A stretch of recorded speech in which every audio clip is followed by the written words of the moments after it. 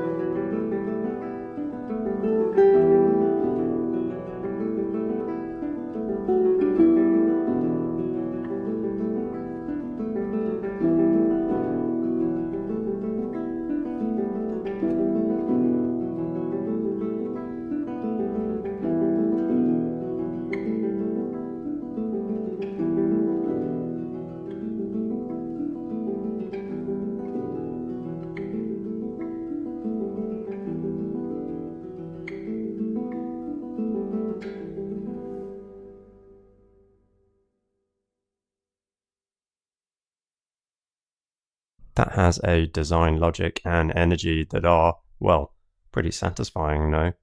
That was Perpetuum Mobile, or Perpetual Motion, written in 2006 by Jonas Tamalonis from Domatonis in southern Lithuania, and a key figure in their post-war generation of composers.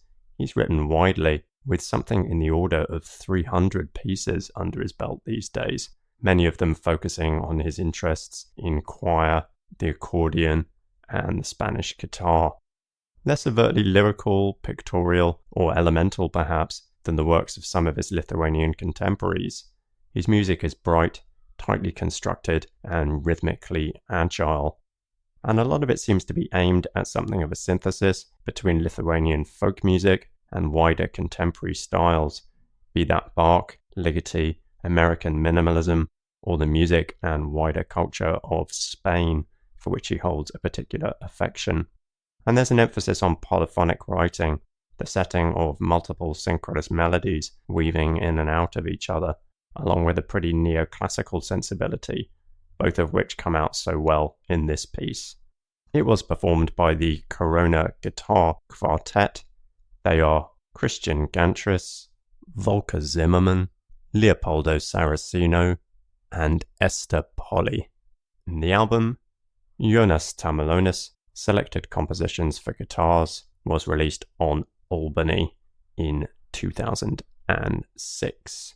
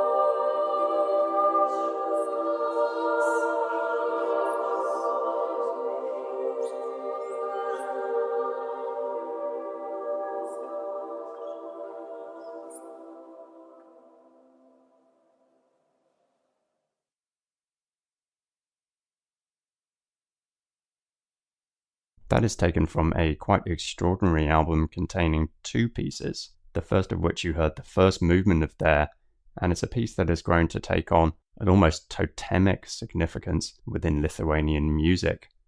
It's called Last Pagan Rites, and it was written in 1978 by Bronius Kurtevicius, who died recently in 2021, I think, having written numerous instrumental and vocal works inspired by ancient Lithuanian pre-Christian polytheistic traditions. He's been variously described as a shaman, drawing audiences into his rites, and a cultural archaeologist who uses contemporary tools to reconstruct the forgotten artifacts of ancient civilizations. It's perhaps the most iconic amongst his pieces, sitting within an archaic-themed oratorio group of 4 works, including 1970s pantheistic oratorio and 1983's From the Yopbingen Stone, a movement of which I'll be playing to close out this show. Scored for chorus, organ, and 4 wooden folk horns, and set to a text by Lithuanian poet Sigitas Geda, with words imitating folk song and characterized by endlessly repeating invocations to nature.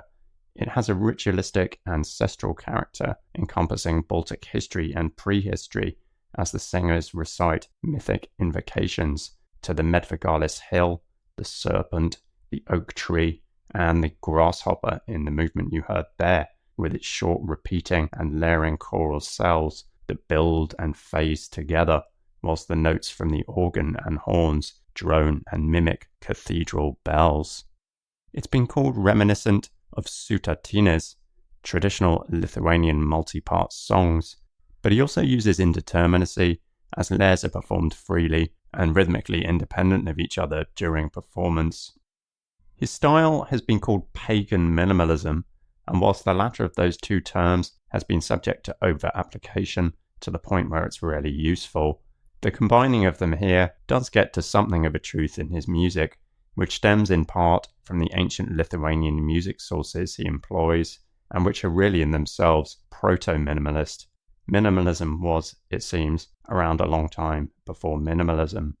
And it seems to me also, at least, that the significance of this piece and others by him is in no small part due to that uncanny superposition of the ancient and the modern, something that speaks to us as an audience today, and something that in a general sense I think is going to continue to play an increasingly important role within music and the arts as time and technology march on.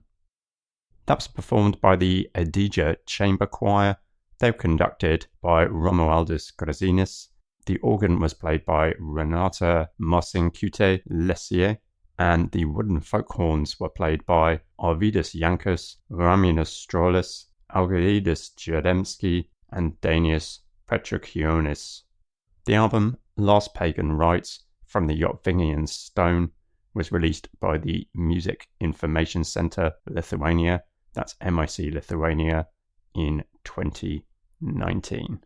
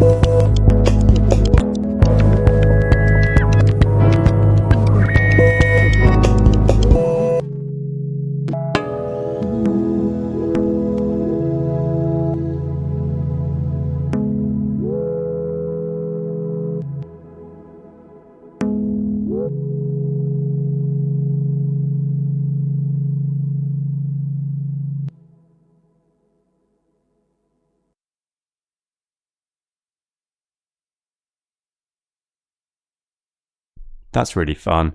It's called Libai, and it's off a great new release by Jonas Jokornis, going under the alias of Robotic Folk. He's a genre-skipping composer whose portfolio includes chamber and orchestral pieces alongside electronic music, multimedia, and collaborative projects.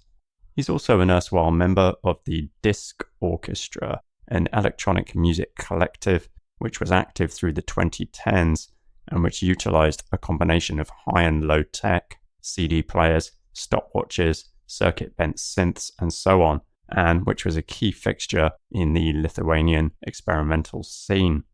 Now gone solo, we have his debut release, simply called Volume 1, and coming with the subtitle Artifacts of Human Civilization in Robotic Folklore. According to the liner notes, it imagines a dystopian future long after the end of our time, where robots reinvent and reuse the leftovers of human musical heritage left in the remains. New robotic folk spontaneously emerges from the ruins, sung by synthetic indigenous programs that evoke the history of our music-making ancestors, all of which seems not a little timely, even more or less literally descriptive in view of all the recent brouhaha surrounding AI. Yes, it's coming for your synths and drum machines as well. Anyhow, in the meantime, sit back, pour yourself something strong, and enjoy the last works of organic creation before we're finally all put out to pasture.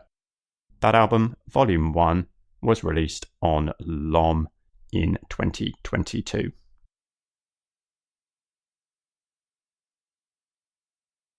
I'm not allowed.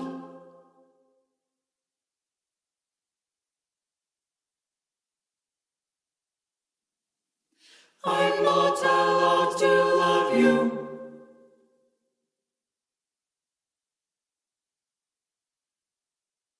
Not allowed to touch.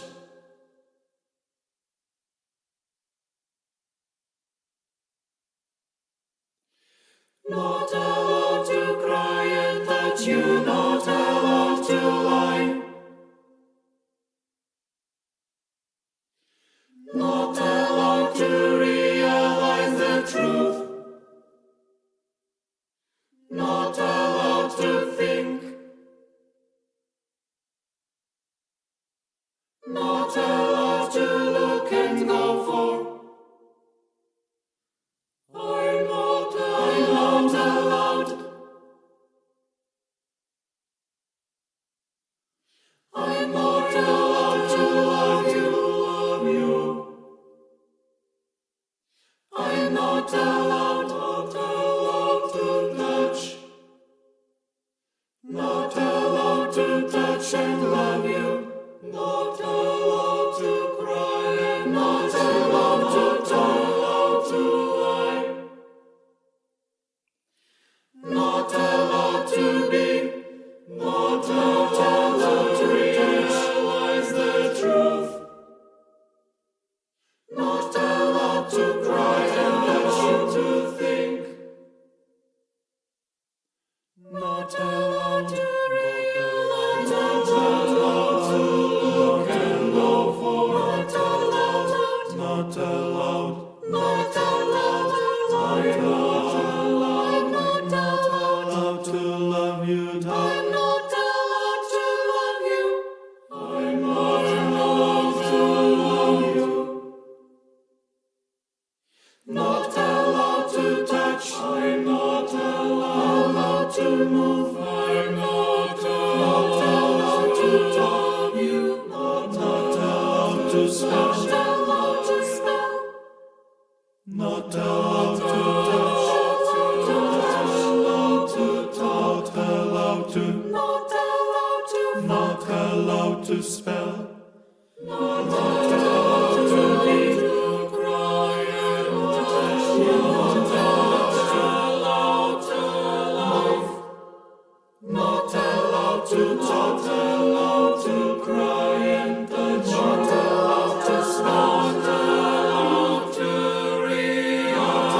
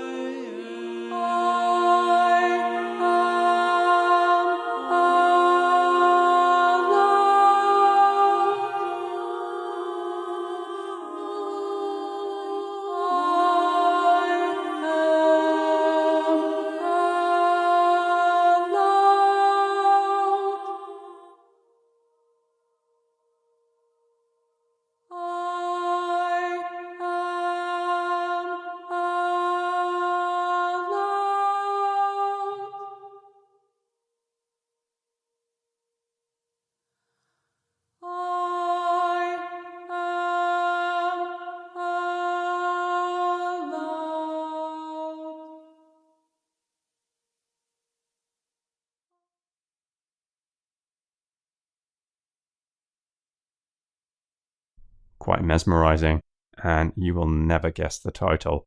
Yes, that's Not Allowed, written in 2019 by Mantadas Launas Pranunas.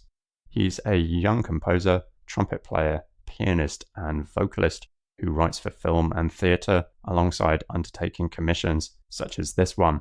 It was initiated by the Lithuanian state choir, simply called Choir Vilnius, in 2018 as part of a program going under the name Laboratory for Young Creators, and its aim was to open up the brilliant, if sometimes rather conservative, Lithuanian choral tradition to new influences and to try new directions, in particular those utilizing sound, interdisciplinary collaboration, multimedia, and differing approaches to spatialization. It was a 6-month creative process in which the selected composers had the opportunity to use the choir as a laboratory tool.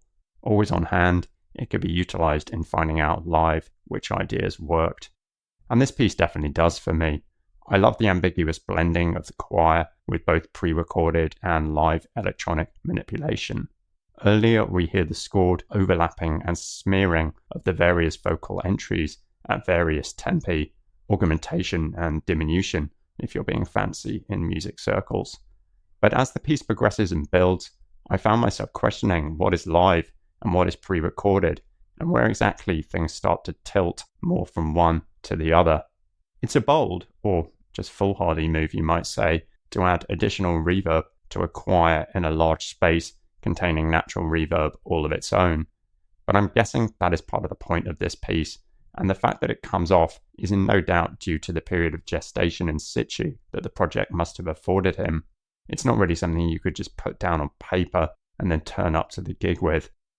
And that text by Mantadas Launas Pranunas himself, is it ironically secular in its setting, as appears may be the case at the outset? Is it some group therapeutic process? Or is it something else altogether by the time we reach the end? That was performed by Choir Vilnius. They were conducted by Arturas Dambrauskas, and the soprano was Justina Kazaniete Svestare.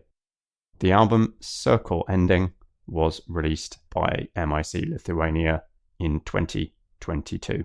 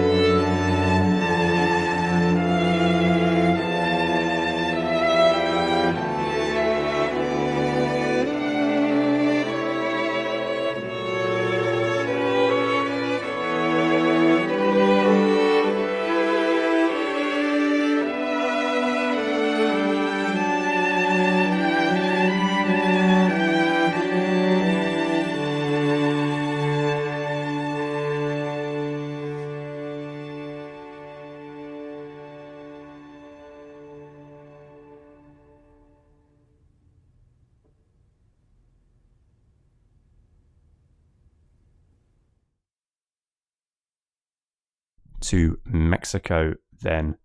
That was the second movement, Lento, of Carlos Chavez's String Quartet Number 3, written in 1946.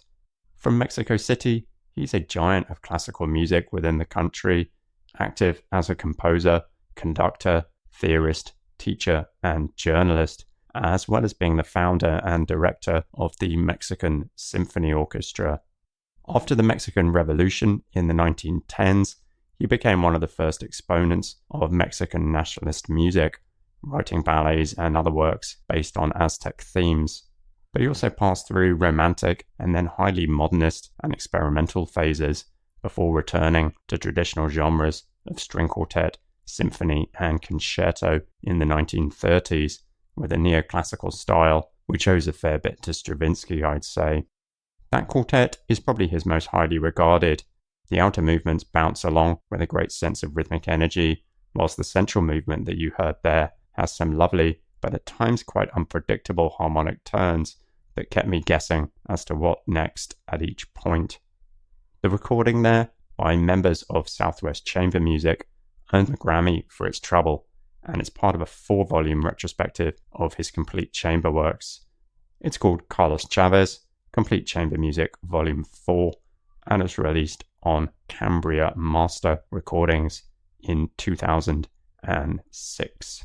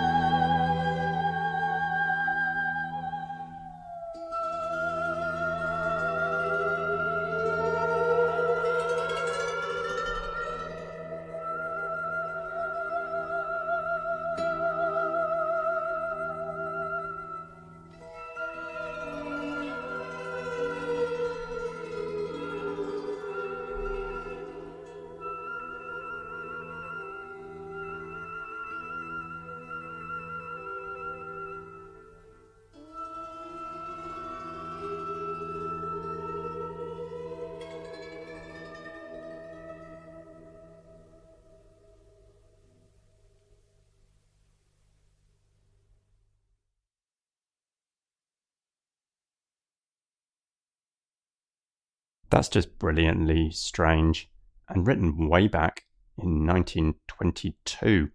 It's called Preludio a Colón. The Colón there is Christopher Columbus, I think.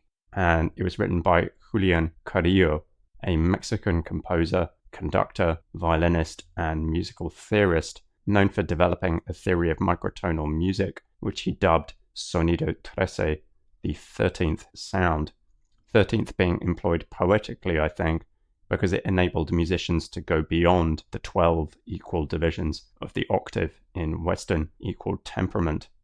He developed the system whilst experimenting with his violin, striking on the ingenious idea of using a razor blade to stop the E string between the positions for the notes G and A, and so managing to create 16 audibly differentiable divisions within this single tone.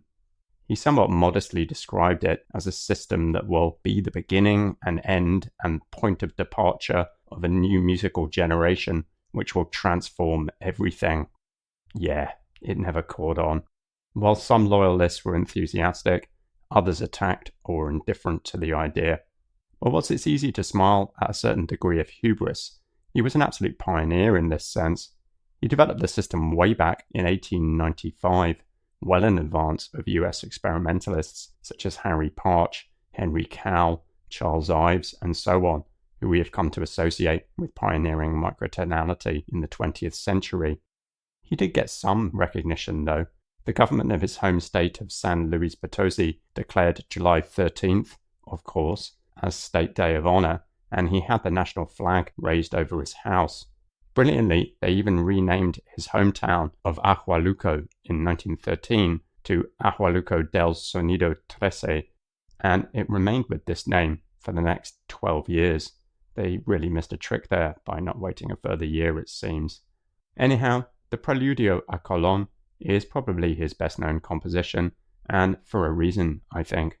Originally scored for soprano, singing in fifths of a tone, flute, guitar and violin both in quarter tones, octavina, also known as a guitarrón, a large bass guitar familiar from mariachi bands, in eighth tones, and a specially built harp in 16th tones.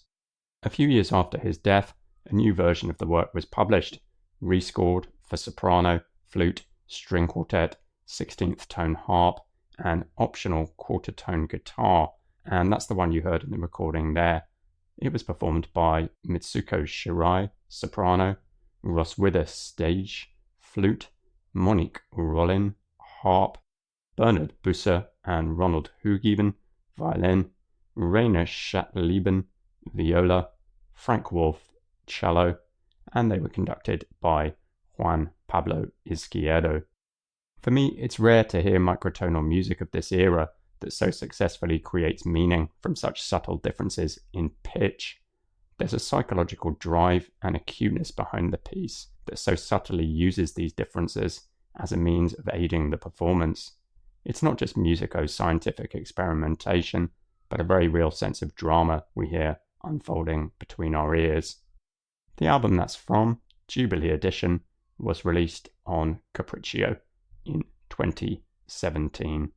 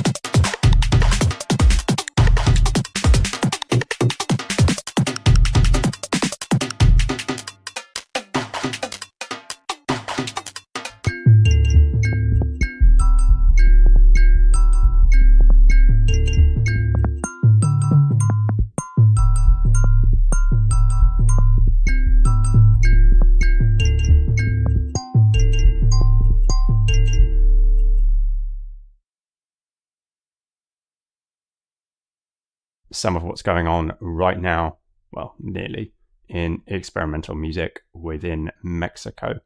That was Marimbula by CNDSD, a pseudonym of Malitzin Cortez. She's a multidisciplinary artist, musician, and coder from Mexico City with a background in architecture, and she's produced work across a range of fields, including live coding, generative art, installation, 3D animation, and sound design.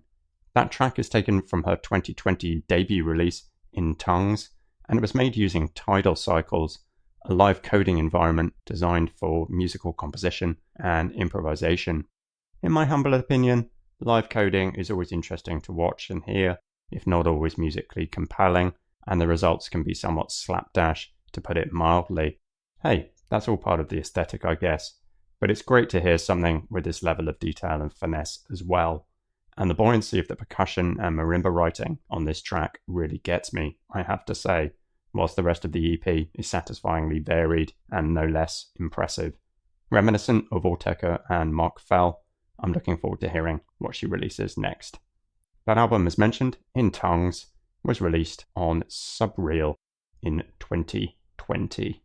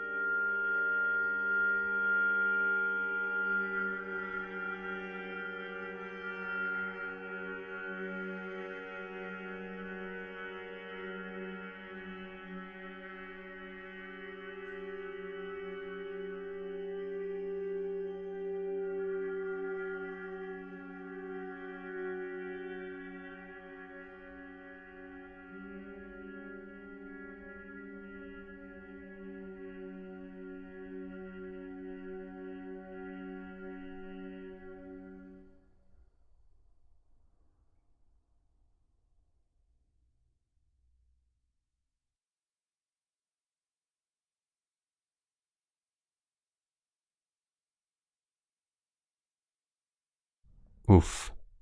The self-described monochrome music there of Juste Janulita. That was Unanime, written in 2020, combining the aesthetics of minimalism, of spectralism, and electronic music. It's a good indicator of the style she's been exploring through her pieces, and which has brought her increasing recognition over the past few years. Scored for 8 trumpets, she tends to favour homogeneous groupings of instruments. It shows really well that monochrome quality that she uses as a basis to sculpt something concrete out of seemingly very little, with the instruments treated here like a single body. It's not really minimal though, in the sense of the ism. There's always something subtly different going on, as a few pitches are held and subjected in slow motion to a form of sonic torsion, as the various trumpet mutes are applied more or less over time. Whilst changing the sound, this also clarifies pitches that seem to weave slowly in and out of focus. It's music that complicates the perception of time and space, never letting the ear settle on one moment and never really letting us identify with any one particular moment as an event in time. There are no firm handles, for it's always slipping its moorings. It was written for Marco Blau's Monochrome project, who you heard performing it there. They are Marcus Schwind, Rika Hoy, Matthew Conley, Marco Blau, Nathan Plant, Laura Vukobrachevich, Bob Kurtwies, and Christine Chapman. So far unreleased on record. You can see that on Marco Blau's YouTube channel.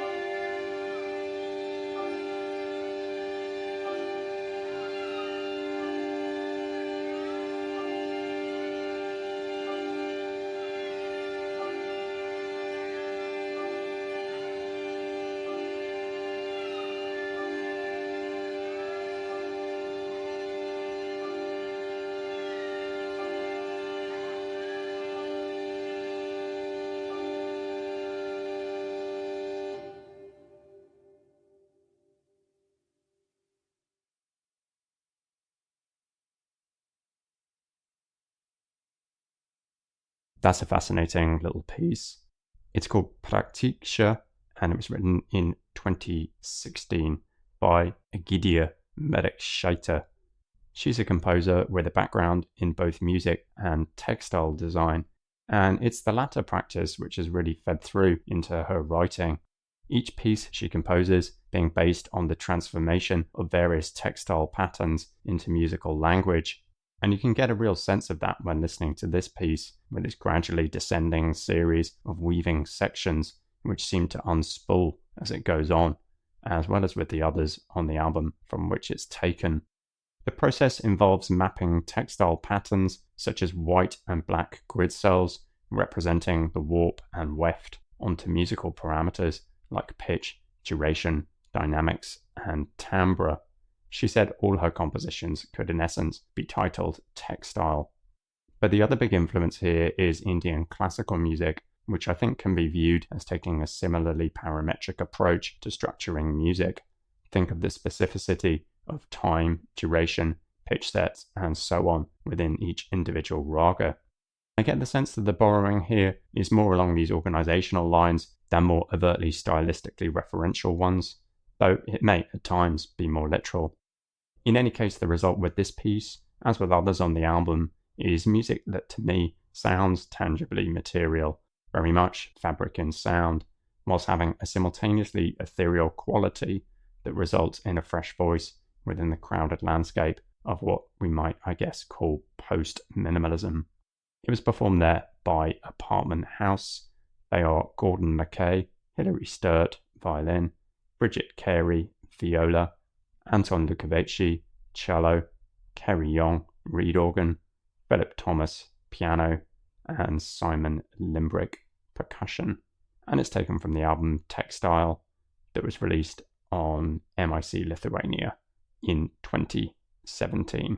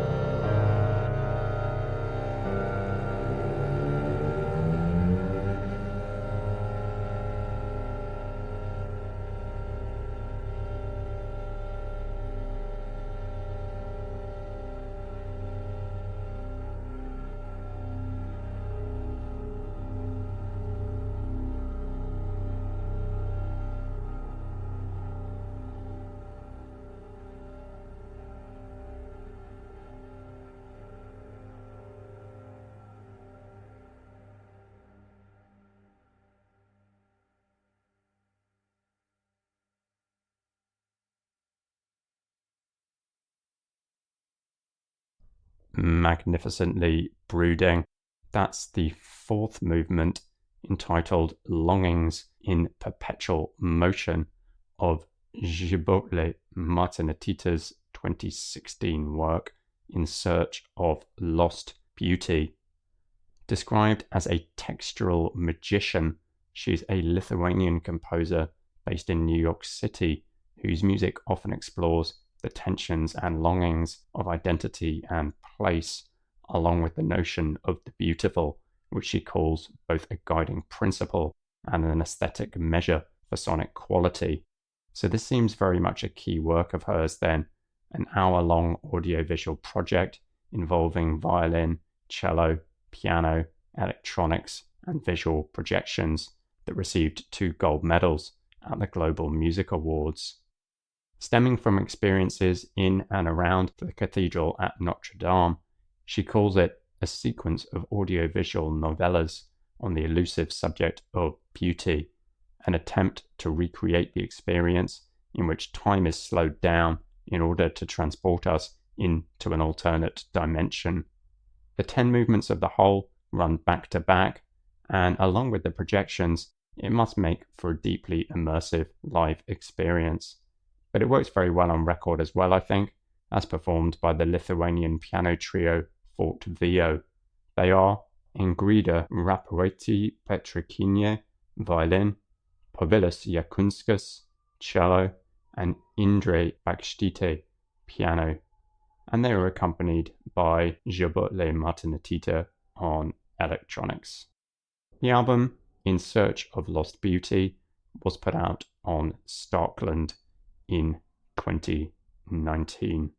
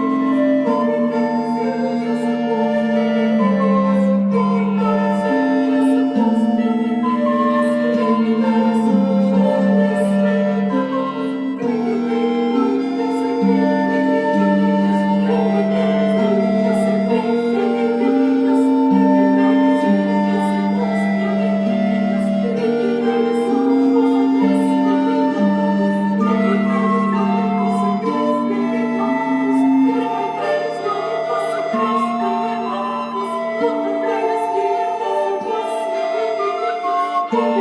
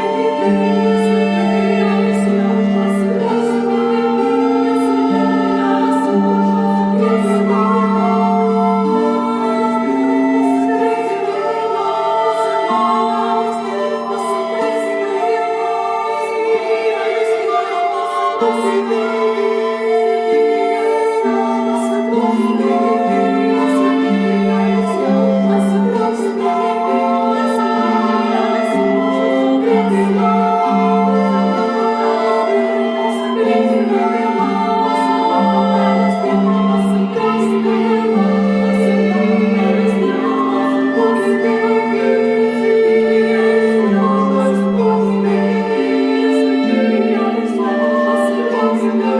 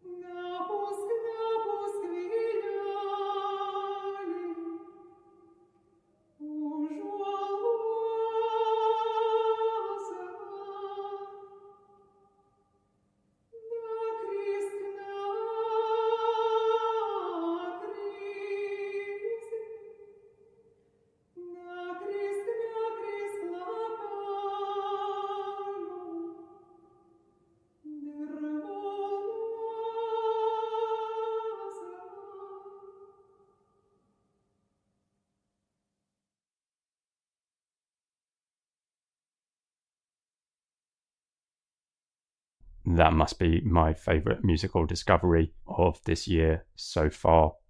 It's the second movement of Bronius Kutavíčius's From the Yopvingian Stone, written in 1983.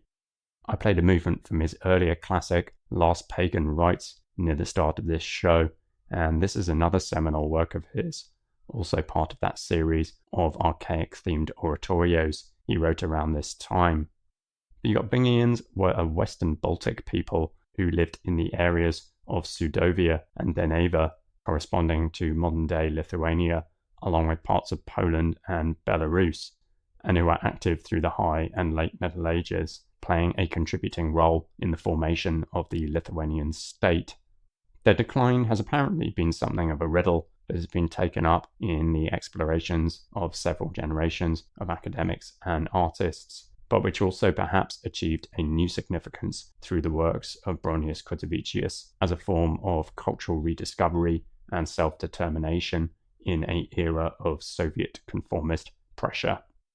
It's based on lines of poetry written in Yopvingian by the 16th century poet Hieronym Maliki, which are supplemented with texts by Kutavíčius himself.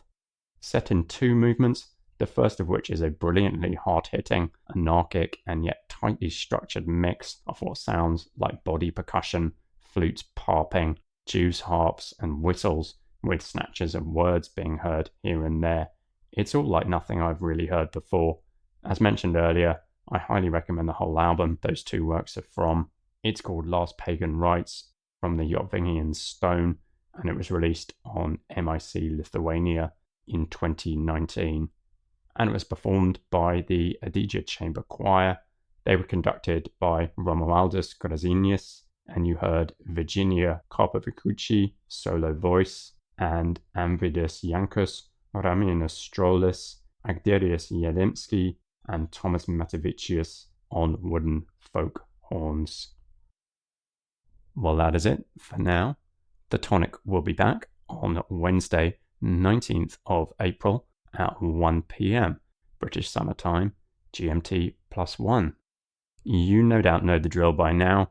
You can check the show's Instagram page for confirmation, _tonic_. And as always, do drop me a message at any point about anything. Well, almost anything, I guess, via Instagram or thetonic.online. Thank you to Gabe, Rosie, Lee, Freddie, and everyone at Threads for hosting. I'm Luke Fraser. Thanks for listening.